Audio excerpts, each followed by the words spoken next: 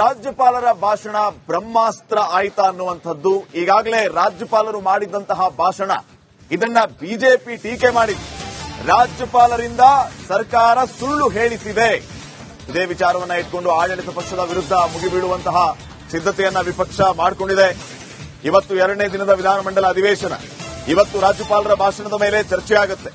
ಸರ್ಕಾರದ ಮೇಲೆ ಅಟ್ಯಾಕ್ ಮಾಡೋದಕ್ಕೆ ವಿಪಕ್ಷಗಳು ಎಲ್ಲಾ ರೀತಿಯ ಸಿದ್ಧತೆಯನ್ನ ಮಾಡಿಕೊಳ್ತಾ ಇವೆ. ಅದರಲ್ಲಿ ರಾಜ್ಯಪಾಲರ ಭಾಷಣವನ್ನ ಬ್ರಹ್ಮಾಸ್ತ್ರವಾಗಿ ಬಳಸಿಕೊಳ್ಳೋದಕ್ಕೆ ಸಿದ್ಧತೆಯನ್ನ ಮಾಡಿಕೊಂಡಿದೆ ಬಿಜೆಪಿ. ರಾಜ್ಯದ ಕಾನೂನು ಸುವ್ಯವಸ್ಥೆ, ಪರೀಕ್ಷೆಗಳ ಅವ್ಯವಸ್ಥೆ, ಮೈಕ್ರೋ ಫೈನಾನ್ಸ್ ಕಿರುಕುಳ, ಈ ಬಗ್ಗೆ ನಿಲುವಳಿ ಸೂಚನೆ ಮಂಡನೆ, ಈ ಎಲ್ಲಾ ವಿಚಾರಗಳನ್ನ ಪ್ರಸ್ತಾಪ ಮಾಡಿ ಆಡಳಿತ ಪಕ್ಷವನ್ನ ಕಟ್ಟಿ ಹಾಕುವುದಕ್ಕೆ ವಿಪಕ್ಷ ರೆಡಿಯಾಗಿದೆ.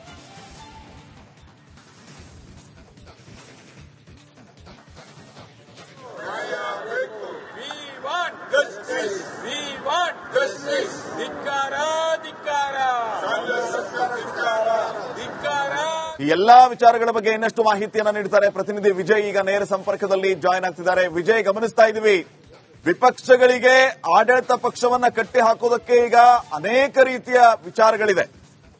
ಬ್ಯಾಂಕ್ ದರೋಡೆ ಆಗ್ತಾ ಇದೆ, ರಾಜ್ಯದಲ್ಲಿ ಕಾನೂನು ಸುವ್ಯವಸ್ಥೆ ಹದಗೆಟ್ಟು ಹೋಗಿದೆ, ಭಾರಿ ಸಮಸ್ಯೆ, ಮೈಕ್ರೋ ಫೈನಾನ್ಸ್ನವರ ಕಿರುಕುಳ ಇತ್ಯಾದಿ ಇತ್ಯಾದಿ. ಸೊ ವಿಪಕ್ಷ ಈಗ ಯಾವ ರೀತಿ ಸರ್ವಸನ್ನದ್ದವಾಗಿದೆ ಆಡಳಿತ ಪಕ್ಷವನ್ನ ಕಟ್ಟಿ ಹಾಕೋದಕ್ಕೆ? ಕೇವಲ ಮಾತಿನ ಮೂಲಕ ಕಟ್ಟಿ ಹಾಕಿದ್ರೆ ಆಗ್ಲಿಲ್ಲ. ರಾಜ್ಯದಲ್ಲಿ ಅಭಿವೃದ್ಧಿಯ ವಿಚಾರವಾಗಿ, ಜನರ ಹಿತದ ವಿಚಾರವಾಗಿಯೂ ಕೂಡ ವಿಪಕ್ಷ ಮಾತಾಡಬೇಕು.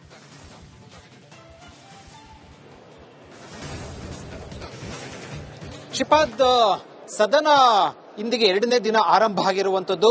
ಸರ್ಕಾರದ ವಿರುದ್ಧ, ಆಡಳಿತ ಪಕ್ಷದ ವಿರುದ್ಧ ಮಾತಾಡೋದಕ್ಕೆ ಸಾಕಷ್ಟು ಪ್ರಕರಣಗಳು, ಪ್ರಸ್ತಾಪಗಳು ಬಿಜೆಪಿ ಪ್ರತಿಪಕ್ಷ ಮುಂದೆ ಇರುವಂತದ್ದು. ಅದು ಕಾನೂನು ಸುವ್ಯವಸ್ಥೆ ಸಂಬಂಧಪಟ್ಟಂತೆ ಇರುವಂತದ್ದು, ಬಾಣಂತಿಯರ ಸಾವಿನ ಸಂಬಂಧಪಟ್ಟಂತೆ ಇರುವಂತದ್ದು, ಮತ್ತು ಸಾಕಷ್ಟು ಭ್ರಷ್ಟಾಚಾರ ಸಂಬಂಧಪಟ್ಟಂತೆ ಇರುವಂತದ್ದು, ಸಾಕಷ್ಟು ಪ್ರಕರಣಗಳಿರುವಂತದ್ದು. ಈಗ ಬಹಳ ಪ್ರಮುಖವಾಗಿ ಇಂದು ಕೆಪಿಎಸ್ಸಿಯಲ್ಲಿ ವಿಚಾರ ಸಂಬಂಧಪಟ್ಟಂತೆ ಕನ್ನಡಿಗರಿಗೆ ಆಗ್ತಿರುವಂತಹ ಅನ್ಯಾಯ, ಜೊತೆಗೆ ಏನು ಕೆಪಿಎಸ್ಸಿಯಲ್ಲಿ ಆಗ್ತಿರುವಂತಹ ಭ್ರಷ್ಟಾಚಾರ ಸಂಬಂಧಪಟ್ಟಂತೆ ನಿಲುವಳಿ ಸೂಚನೆಯನ್ನ ಮಂಡಿಸಿರುವಂತದ್ದು ಬಿಜೆಪಿ. ಅದನ್ನೇ ಇಂದು ಮೊದಲ ದಿನ ತೆಗೆದುಕೊಳ್ಳೋದಕ್ಕೆ ತೀರ್ಮಾನ ಆಗಿರುವಂತದ್ದು.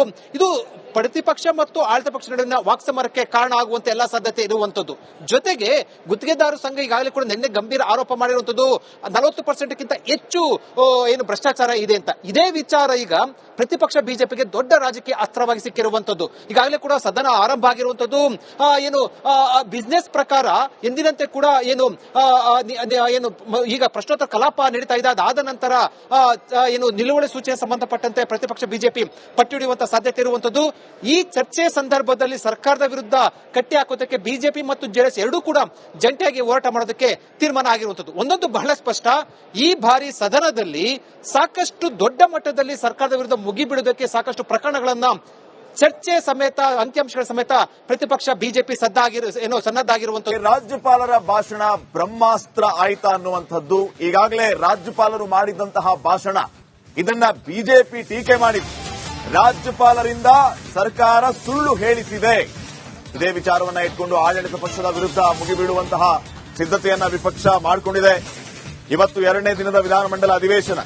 ಇವತ್ತು ರಾಜ್ಯಪಾಲರ ಭಾಷಣದ ಮೇಲೆ ಚರ್ಚೆ ಆಗುತ್ತೆ. ಸರ್ಕಾರದ ಮೇಲೆ ಅಟ್ಯಾಕ್ ಮಾಡೋದಕ್ಕೆ ವಿಪಕ್ಷಗಳು ಎಲ್ಲಾ ರೀತಿಯ ಸಿದ್ಧತೆಯನ್ನ ಮಾಡಿಕೊಳ್ತಾ ಇವೆ. ಅದರಲ್ಲಿ ರಾಜ್ಯಪಾಲರ ಭಾಷಣವನ್ನ ಬ್ರಹ್ಮಾಸ್ತ್ರವಾಗಿ ಬಳಸಿಕೊಳ್ಳೋದಕ್ಕೆ ಸಿದ್ಧತೆಯನ್ನ ಮಾಡಿಕೊಂಡಿದೆ ಬಿಜೆಪಿ. ರಾಜ್ಯದ ಕಾನೂನು ಸುವ್ಯವಸ್ಥೆ, ಪರೀಕ್ಷೆಗಳ ಅವ್ಯವಸ್ಥೆ, ಮೈಕ್ರೋ ಫೈನಾನ್ಸ್ ಕಿರುಕುಳ, ಈ ಬಗ್ಗೆ ನಿಲುವಳಿ ಸೂಚನೆ ಮಂಡನೆ, ಈ ಎಲ್ಲಾ ವಿಚಾರಗಳನ್ನ ಪ್ರಸ್ತಾಪ ಮಾಡಿ ಆಡಳಿತ ಪಕ್ಷವನ್ನ ಕಟ್ಟಿ ಹಾಕುವುದಕ್ಕೆ ವಿಪಕ್ಷ ರೆಡಿಯಾಗಿದೆ.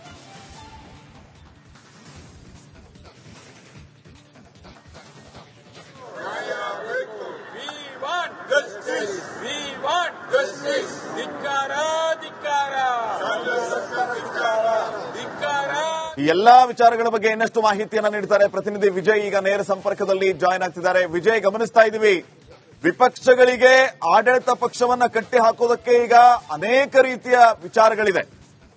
ಬ್ಯಾಂಕ್ ದರೋಡೆ ಆಗ್ತಾ ಇದೆ, ರಾಜ್ಯದಲ್ಲಿ ಕಾನೂನು ಸುವ್ಯವಸ್ಥೆ ಹದಗೆಟ್ಟು ಹೋಗಿದೆ, ಭಾರಿ ಸಮಸ್ಯೆ, ಮೈಕ್ರೋ ಫೈನಾನ್ಸ್ನವರ ಕಿರುಕುಳ ಇತ್ಯಾದಿ ಇತ್ಯಾದಿ. ಸೊ ವಿಪಕ್ಷ ಈಗ ಯಾವ ರೀತಿ ಸರ್ವಸನ್ನದ್ದವಾಗಿದೆ ಆಡಳಿತ ಪಕ್ಷವನ್ನ ಕಟ್ಟಿ ಹಾಕೋದಕ್ಕೆ? ಕೇವಲ ಮಾತಿನ ಮೂಲಕ ಕಟ್ಟಿ ಹಾಕಿದ್ರೆ ಆಗ್ಲಿಲ್ಲ. ರಾಜ್ಯದಲ್ಲಿ ಅಭಿವೃದ್ಧಿಯ ವಿಚಾರವಾಗಿ, ಜನರ ಹಿತದ ವಿಚಾರವಾಗಿಯೂ ಕೂಡ ವಿಪಕ್ಷ ಮಾತಾಡಬೇಕು.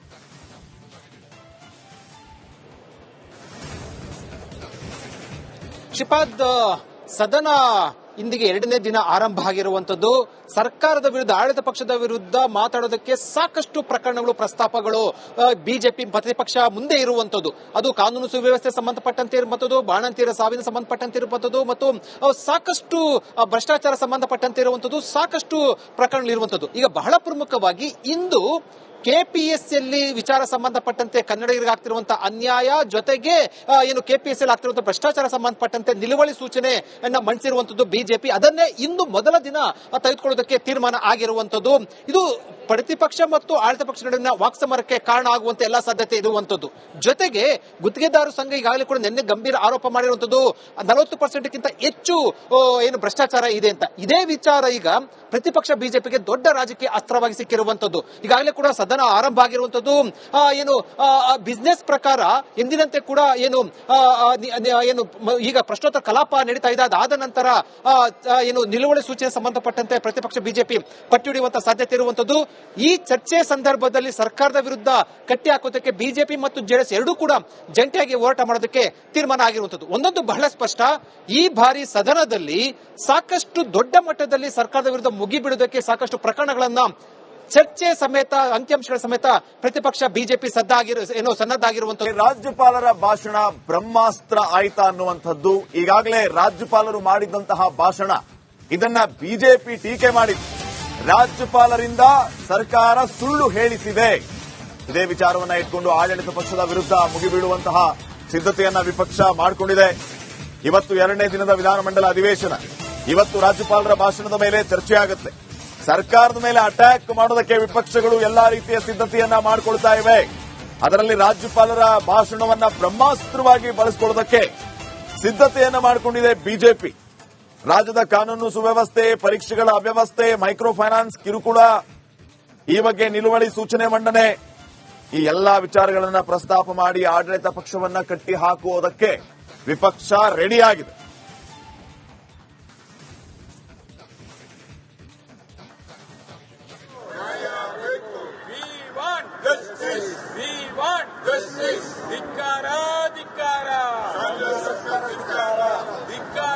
ಈ ಎಲ್ಲಾ ವಿಚಾರಗಳ ಬಗ್ಗೆ ಇನ್ನಷ್ಟು ಮಾಹಿತಿಯನ್ನ ನೀಡ್ತಾರೆ ಪ್ರತಿನಿಧಿ ವಿಜಯ್. ಈಗ ನೇರ ಸಂಪರ್ಕದಲ್ಲಿ ಜಾಯಿನ್ ಆಗ್ತಿದ್ದಾರೆ. ವಿಜಯ್, ಗಮನಿಸ್ತಾ ಇದೀವಿ, ವಿಪಕ್ಷಗಳಿಗೆ ಆಡಳಿತ ಪಕ್ಷವನ್ನ ಕಟ್ಟಿ ಹಾಕೋದಕ್ಕೆ ಈಗ ಅನೇಕ ರೀತಿಯ ವಿಚಾರಗಳಿದೆ. ಬ್ಯಾಂಕ್ ದರೋಡೆ ಆಗ್ತಾ ಇದೆ, ರಾಜ್ಯದಲ್ಲಿ ಕಾನೂನು ಸುವ್ಯವಸ್ಥೆ ಹದಗೆಟ್ಟು ಹೋಗಿದೆ, ಭಾರಿ ಸಮಸ್ಯೆ, ಮೈಕ್ರೋ ಫೈನಾನ್ಸ್ನವರ ಕಿರುಕುಳ ಇತ್ಯಾದಿ ಇತ್ಯಾದಿ. ಸೊ ವಿಪಕ್ಷ ಈಗ ಯಾವ ರೀತಿ ಸರ್ವಸನ್ನದ್ಧವಾಗಿದೆ ಆಡಳಿತ ಪಕ್ಷವನ್ನ ಕಟ್ಟಿ ಹಾಕೋದಕ್ಕೆ? ಕೇವಲ ಮಾತಿನ ಮೂಲಕ ಕಟ್ಟಿ ಹಾಕಿದ್ರೆ ಆಗ್ಲಿಲ್ಲ. ರಾಜ್ಯದಲ್ಲಿ ಅಭಿವೃದ್ಧಿಯ ವಿಚಾರವಾಗಿ, ಜನರ ಹಿತದ ವಿಚಾರವಾಗಿಯೂ ಕೂಡ ವಿಪಕ್ಷ ಮಾತಾಡಬೇಕು.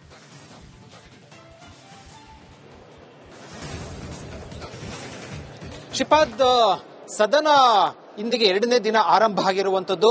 ಸರ್ಕಾರದ ವಿರುದ್ಧ, ಆಡಳಿತ ಪಕ್ಷದ ವಿರುದ್ಧ ಮಾತಾಡೋದಕ್ಕೆ ಸಾಕಷ್ಟು ಪ್ರಕರಣಗಳು, ಪ್ರಸ್ತಾಪಗಳು ಬಿಜೆಪಿ ಪ್ರತಿಪಕ್ಷ ಮುಂದೆ ಇರುವಂತದ್ದು. ಅದು ಕಾನೂನು ಸುವ್ಯವಸ್ಥೆ ಸಂಬಂಧಪಟ್ಟಂತೆ ಇರುವಂತದ್ದು, ಬಾಣಂತಿಯರ ಸಾವಿನ ಸಂಬಂಧಪಟ್ಟಂತೆ ಇರುವಂತದ್ದು, ಮತ್ತು ಸಾಕಷ್ಟು ಭ್ರಷ್ಟಾಚಾರ ಸಂಬಂಧಪಟ್ಟಂತೆ ಇರುವಂತದ್ದು, ಸಾಕಷ್ಟು ಪ್ರಕರಣಗಳಿರುವಂತದ್ದು. ಈಗ ಬಹಳ ಪ್ರಮುಖವಾಗಿ ಇಂದು ಕೆಪಿಎಸ್ಸಿಯಲ್ಲಿ ವಿಚಾರ ಸಂಬಂಧಪಟ್ಟಂತೆ ಕನ್ನಡಿಗರಿಗೆ ಆಗ್ತಿರುವಂತಹ ಅನ್ಯಾಯ, ಜೊತೆಗೆ ಏನು ಕೆಪಿಎಸ್ಸಿಯಲ್ಲಿ ಆಗ್ತಿರುವಂತಹ ಭ್ರಷ್ಟಾಚಾರ ಸಂಬಂಧಪಟ್ಟಂತೆ ನಿಲುವಳಿ ಸೂಚನೆಯನ್ನ ಮಂಡಿಸಿರುವಂತದ್ದು ಬಿಜೆಪಿ. ಅದನ್ನೇ ಇಂದು ಮೊದಲ ದಿನ ತೆಗೆದುಕೊಳ್ಳೋದಕ್ಕೆ ತೀರ್ಮಾನ ಆಗಿರುವಂತದ್ದು.